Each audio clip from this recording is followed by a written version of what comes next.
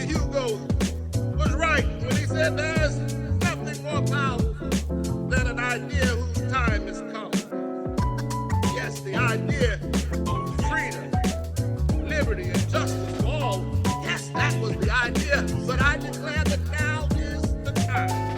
And if America is going to have a chance at living out the true meaning of its creed, that we hold these truths to be self-evident, that all men are created equal, then we cannot afford for this nation or its leaders to have selective amnesia. Welcome to the Policy Lowdown, the podcast from the Maryland Center on Economic Policy, offering straight talk on the policies that matter most to Maryland communities. I'm your host, Kevin Slayton. This is the first of a series of episodes we will be doing following up on what happened during this year's Maryland's 90-day legislative session. Earlier in the season, we heard about the Fair Share for Maryland Act, which would support significant investments in Maryland communities and make our tax system more equitable. If you missed it, you might want to go back and listen to episode number 8 of this season to learn more about the proposed legislation.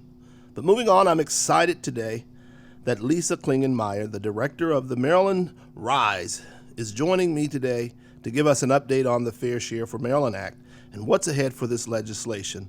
Lisa, welcome to the Policy Lowdown. Can you share a bit more about Maryland RISE and how you came to this work? Hi, thanks for having me, Kevin. Great to be here. My name is Lisa Klingenmeyer, and I'm the executive director of Maryland RISE. Maryland RISE is an organization that works for economic opportunity for all Marylanders. They've been around since 2020, so it's a relatively new organization.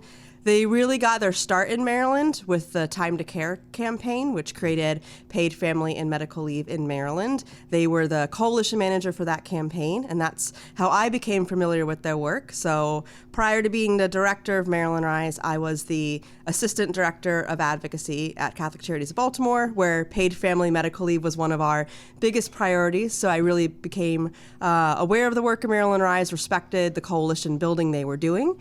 And so after that successful campaign, which is now in its implementation phase, but some of the coalition building's been done with that campaign, Maryland RISE has shifted to really focusing on Fair Share Maryland.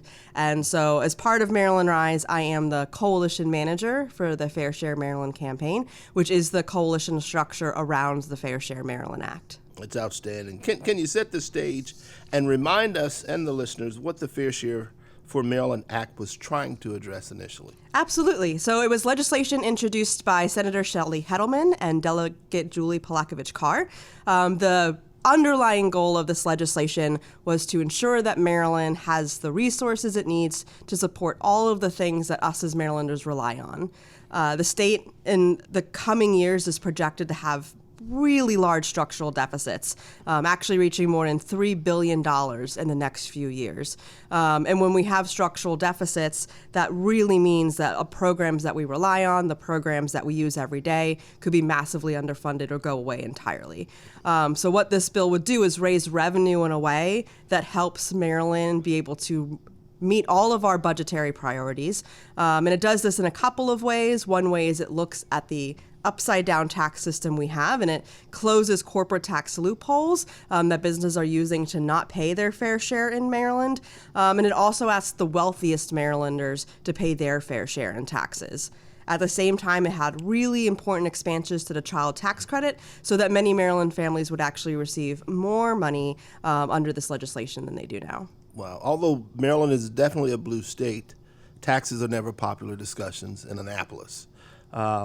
What was the reception like for the bill by the General Assembly? Maybe in the past, has it improved? But overall, sort of walk us through this 90-day session. That's a great question. I think there was a lot of real interest in the Fair Share Maryland Act. I mean, certainly I think it's pretty clear that Maryland is facing structural deficits in the out years. And so there is a real understanding and concern that we are going to have to figure out how to address this imbalance that we have. As you mentioned, though, legislators often view taxes as a really hard vote to take, even though we have polling that consistently shows when the public learns about what's in the Fair Share Maryland Act, closing corporate loopholes, taxing the wealthiest Marylanders. There is broad support for this legislation. The biggest, I think, question for legislators this year was this the legislative session to tackle taxes? There was some thought that we didn't need to do it this year. There are some budgetary maneuvers that are equivalent to looking for change in couch cushions, and so they deployed some of those sort of tactics that work fine for a single year, are not going to set us up in the long run for being able to address our deficit.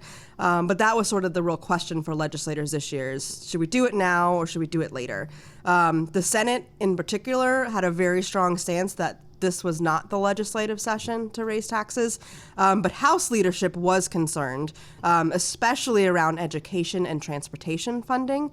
And so the House was the body that really started to not only talk about what does it mean to pay a fair share, but to start looking at ways to address the long-term deficit.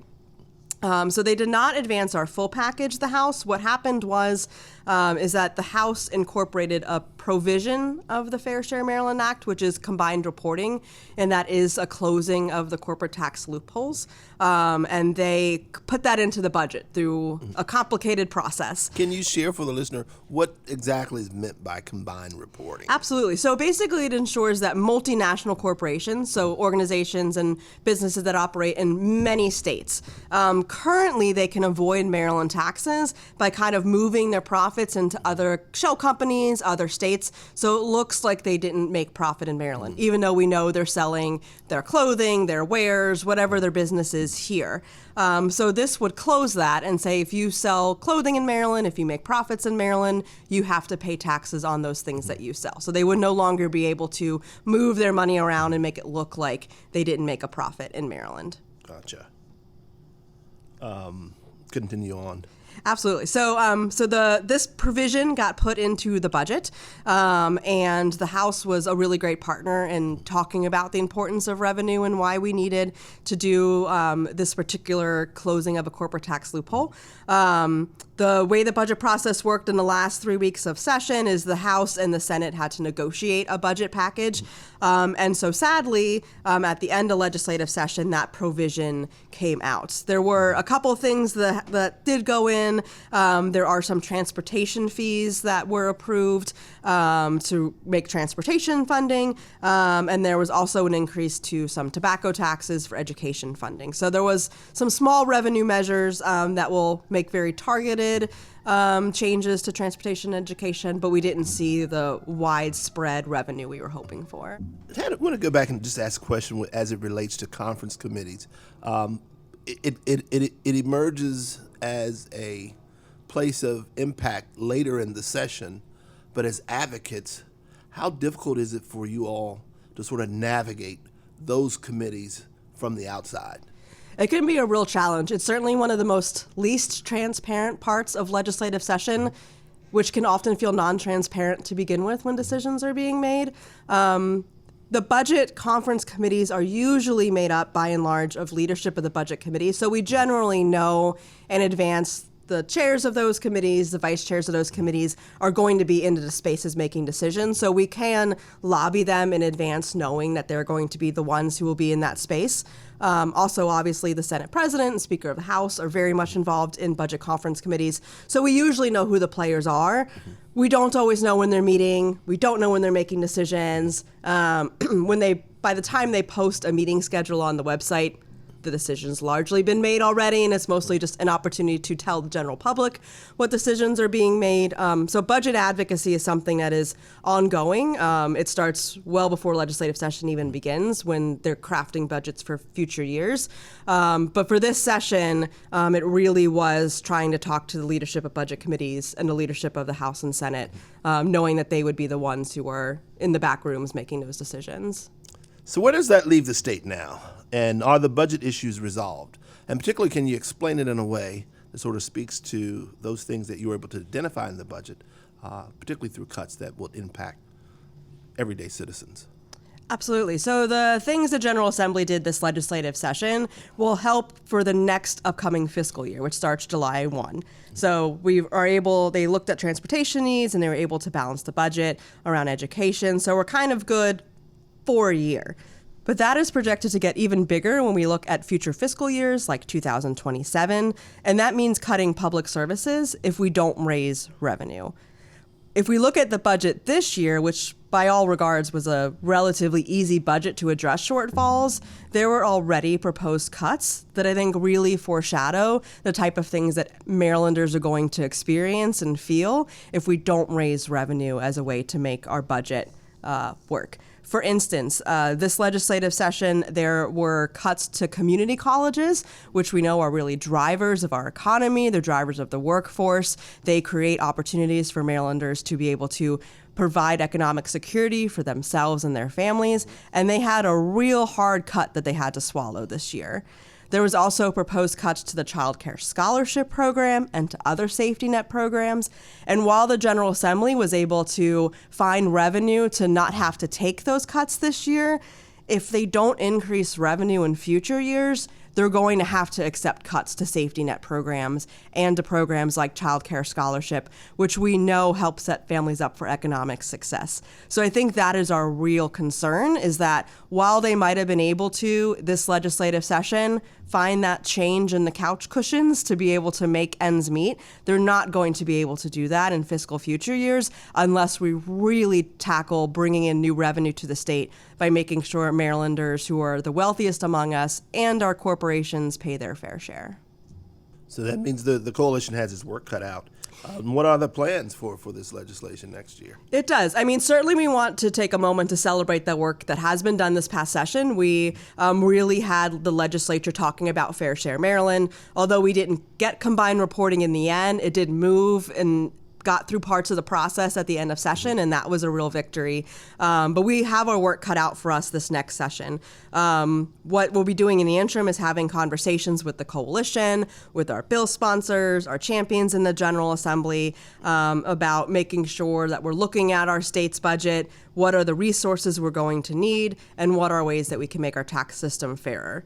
We're also going to be going around the state and really talking to Marylanders about, what are sort of the things that they are starting to see in their own households. How can the Fair Share Maryland plan make it either better for their households or make the services they rely on, their schools, their libraries, their roads, and all of the things that we use every day, better for their communities.